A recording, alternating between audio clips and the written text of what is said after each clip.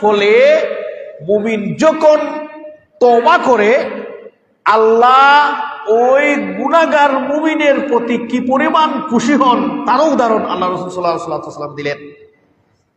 মানে একজন মুমিনে গুনাহ করলে তার গুনাহকে পাহাড় সম পরিমাণ দেখে, এরপরে যখন আল্লাহর ভয়ে এসে আল্লাহর কাছে তাওবা করে, আল্লাহ রাসূল সাল্লাল্লাহু আলাইহি ওয়াসাল্লাম বলেন তার উদাহরণ হলো আল্লাহ এমন ভাবে তার তাওবায় খুশি হন, আফরাহা বিতওবাতি আবদিন মিন রাজুলিন নাযালা মানজিলান বিহি বাহলাকাতুন ওয়া মাআহু রাহিলাতুহু আলাইহা তাআমুহু ওয়া শারাবুহু ফাওয়াদা রাসাহু ফানামা নাওমাতান। আল্লাহ রাসূল বলেন, আল্লাহ উদাহরণ দিলেন, একজন মুমিন গুনাহ করার কারণে আল্লাহর কাছে তওবা করে, তওবা করার পরে আল্লাহ ওই মুমিনের প্রতি এইভাবে খুশি হন যেমন একজন মানুষ ভ্রমণে গেল মরুভূমির মধ্যে, তার কাছে তার গুড়া আছে, সামান আছে, খাবার আছে, দাবার আছে, বিছানা আছে, সফর যানবাহন আছে, সব কিছু আছে।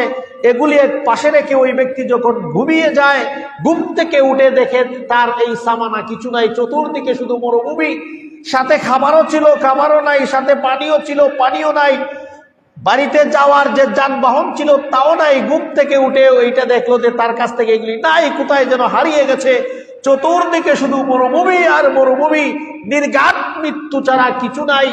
এভাবে ওই ব্যক্তি নিরাশ হইয়া আবার যখন ক্লান্ত হইয়া ঘুমিয়ে পড়লো, ঘুমিয়ে পড়ার পরে যখন দেখবে তার এই সামানা, তার এই যানবাহন হঠাৎ তার কাছে চলে আসছে, এই ব্যক্তি কি পরিমাণ খুশি হবে।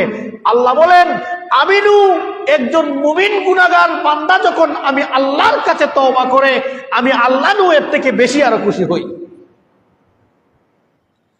এজন্য সম্মানিত মুসল্লিয়ানে কেরাম, গুনাহ করার ফলে আল্লাহর কাছ থেকে নৈরাশ হওয়া যাবে না।